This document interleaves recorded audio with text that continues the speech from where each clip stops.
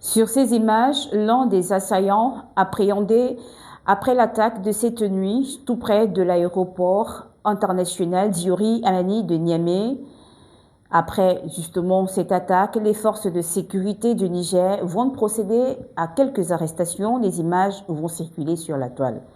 Mais que s'est-il véritablement passé cette nuit de mercredi 28 janvier jusqu'aux premières heures de jeudi 29 janvier 2026, tout près de l'aéroport international de Niamey? Des rafales d'armes automatiques, le bruit des tirs nourris, des détonations fortes seront entendues, créant l'angoisse auprès des populations riveraines qui vont tout de suite filmer les scènes. Les vidéos vont circuler sur la toile, laissant apparaître des traînées lumineuses dans le ciel de Niamey. Certainement, le système antiaérien a été enclenché, faisant croire que le Niger vient de rentrer en état de guerre. Mais très vite, l'attaque sera maîtrisée, des assaillants arrêtés par les forces de sécurité du Niger.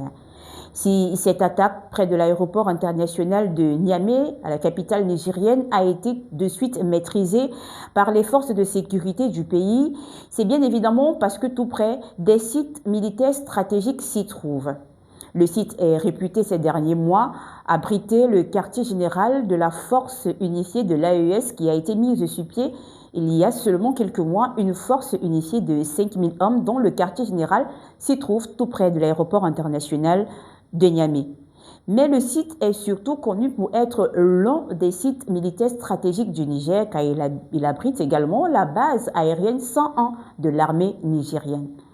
Alors, l'on se demande, serait-ce une attaque djihadiste classique, celle auxquelles sont confrontés les pays du Sahel pratiquement au quotidien?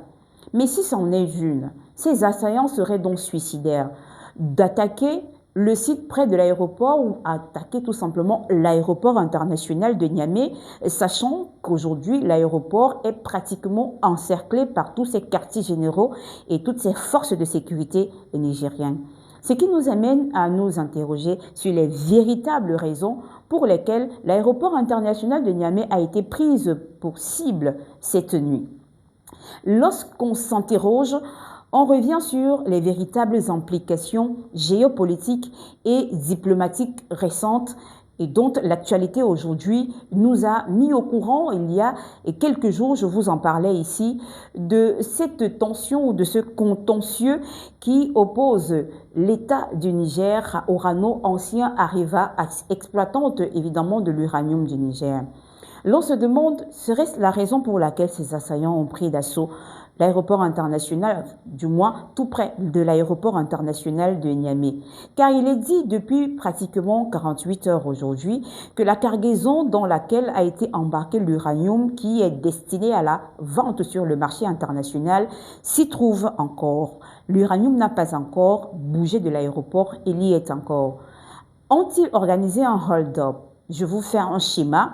Celui, par exemple, de bandits qui décident de braquer une banque. Ces assaillants ont-ils été missionnés pour braquer en quelque sorte les cargaisons auprès de l'aéroport international de Niamey pour peut-être repartir avec le butin contenant évidemment l'uranium qui est destiné à la vente sur le marché international et pour lequel Orano a lancé une forme d'avertissement il y a quelques jours seulement à l'État du Niger et à toute entité qui s'entêterait à racheter cet uranium, considéré comme sa propriété, considéré comme l'uranium qui n'appartient pas au Niger, mais son uranium. Grande interrogation sur ce contentieux à la fois juridique et politique qui oppose le Niger aujourd'hui à la France au travers de Orano.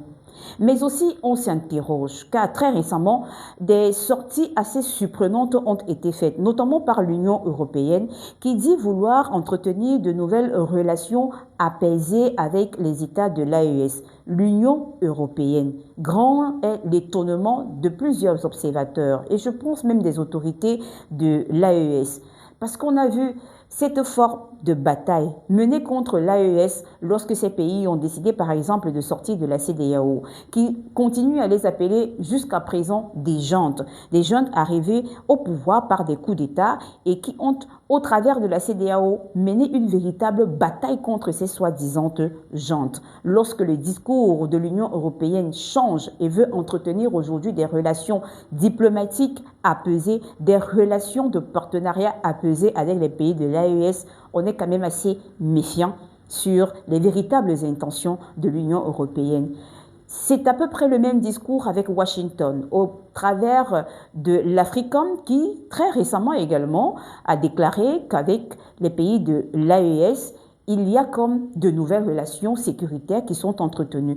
Et qu'en réalité, Washington n'était jamais parti ni du Niger, ni du Burkina Faso, ni du Mali, et que l'Africom, Washington, les États-Unis continuent d'entretenir des relations dans le cadre des sécuritaires avec les pays de l'AES, le Burkina Faso, le Mali et le Niger, des relations assez apaisées et normales. C'est à croire que ce discours servirait d'autres intérêts en réalité et ne servirait peut-être pas aux véritables intentions. Les véritables intentions en fait ne sont pas dites ici. Jusqu'à présent, jusqu'à l'enregistrement de cette petite capsule d'actualité, les autorités nigériennes n'ont pas encore fait de communiqué ni de sortie officielle sur cette attaque perpétrée dans la nuit de jeudi, en attente justement d'une sortie officielle des autorités militaires. Revenons ensemble sur cette actualité en me donnant votre avis sur ce qui s'est véritablement passé au Niger et de comprendre pourquoi véritablement l'aéroport international Diori Hamani du Niger a été prise par cible par ces assaillants. Continuez de nous suivre sur nos différentes plateformes en suivant votre chaîne Africa Move TV. Suivez-nous sur Facebook, suivez-nous sur Instagram, suivez-nous avec vos décryptages sur notre chaîne YouTube. Likez, partagez, surtout n'oubliez pas de vous abonner.